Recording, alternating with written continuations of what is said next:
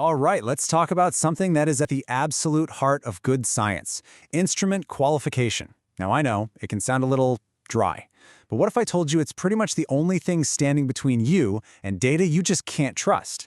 Today, we're going to break it all down, step by step, and make this whole process super practical. Take a look at this machine. It might just look like a complex box with some tubes, but this, a gas chromatographer, is an absolute workhorse in labs everywhere. I mean, this is the kind of technology that tells us if our medicine is safe, if our water is clean. These instruments are making critical decisions for us every single day.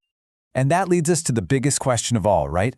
This machine spits out a number. How do we know we can believe it? I mean, really, truly know. How do we prove, without a shadow of a doubt, that its results are accurate, reliable, and completely trustworthy?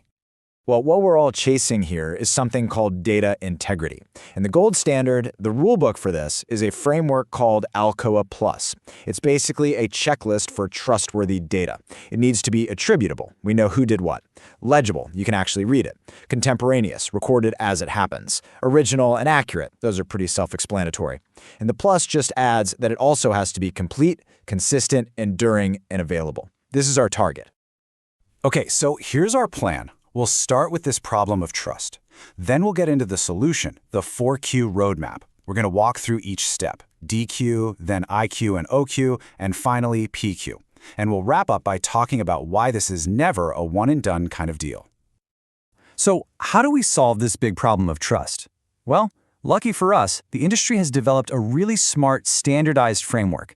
It's a formal process that takes an instrument from just an idea all the way to a fully proven, trustworthy tool in the lab.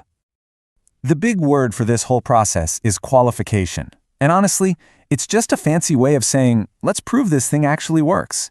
It's the documented, official proof that your equipment does what you expect it to do consistently. It's all about having the evidence to back it all up. Now, this is a point that trips a lot of people up. What's the real difference between qualification and calibration? Well, think of it like this. Calibration is like tuning a single string on a guitar. You're just checking one small part against a known note. Qualification, on the other hand, is making sure the entire orchestra is playing the symphony perfectly. It's about the whole system being fit for purpose. So let's dive into that official framework, the 4 Qs. The absolute best way to remember this is to think about preparing a race car. Step 1 is DQ. Design qualification. That's your blueprint, designing the car for a specific race.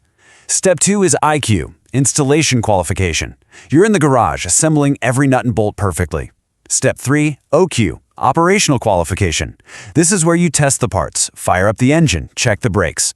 And finally, the moment of truth, PQ, performance qualification. You get it on the track to prove it can win. Design, install, operate, perform, that's the 4 Qs. All right, first up, design qualification, or DQ. And you know, the wildest part about this first step is that it happens before you even buy the instrument. It starts way at the beginning with a really simple but absolutely critical question. What do we actually need this thing to do? This is where you create probably the most important document in the whole process, the User Requirements Specification, or URS. Think of this as your detailed wish list. You formally document every single thing you need the instrument to do, the level of performance it has to hit, and the environment it's going to live in. And this really hammers home the point. As the experts say, you simply can't qualify an instrument without a URS. And it makes total sense, right? How can you prove something is fit for purpose if you never actually wrote down what that purpose was to begin with? It's impossible. Okay, so you've done your homework. You wrote an amazing URS, and a big, shiny new box has just been delivered to your lab. Awesome! Now we get to the really hands-on part, installation and operational qualification. This is all about making sure the instrument is built right and that all its individual pieces work perfectly. Installation Qualification, or IQ, is pretty much what it sounds like. It's your unboxing checklist on steroids. You're making sure all the parts and manuals are there, nothing got damaged in shipping, the lab environment has the right power and space, and every single cable is plugged in exactly according to the manufacturer's guide. So once it's set up correctly, we move on to Operational Qualification, or OQ. Now we finally get to power it on and test every single function, module by module. Can the oven heat up to the right temperature? Is the gas flow controller accurate? We test each component all by itself to prove it meets its own specifications. And look, these aren't just vague checks. OQ tests are super rigorous with predefined, non-negotiable limits. For example, if we set that column oven to 100 degrees Celsius, we need documented proof that it stays within, say, plus or minus 2 degrees. If it hits 102.1, it fails, period. The entire process stops right there until it's fixed. It's that black and white. So we've designed it right, we've installed it right, and we've confirmed all the parts work on their own. Now it is time for the final exam, Performance Qualification, or PQ. This is where we test if the entire system can work together to produce reliable results under conditions that look just like a normal day in the lab. This is really where the rubber meets the road. We move beyond testing isolated parts and start running real-world analyses. We use the lab's actual methods and samples to generate that final piece of documented evidence that says, yes, this entire system working together is truly ready for the job. And this is the kind of hard proof we're looking for. We run tests for things like precision, injecting the same sample over and over again to see if we get the exact same result. We also check for linearity. If we double the amount of sample, does the signal double? That beautiful straight line tells us it does. This data, this is the documented proof that underpins all of our trust. Now, after all that work, it is so tempting to just check the box and say we're done. But one of the biggest mistakes people make is seeing qualification as a one-time event. To really maintain data integrity, you have to treat it like a continuous, living process.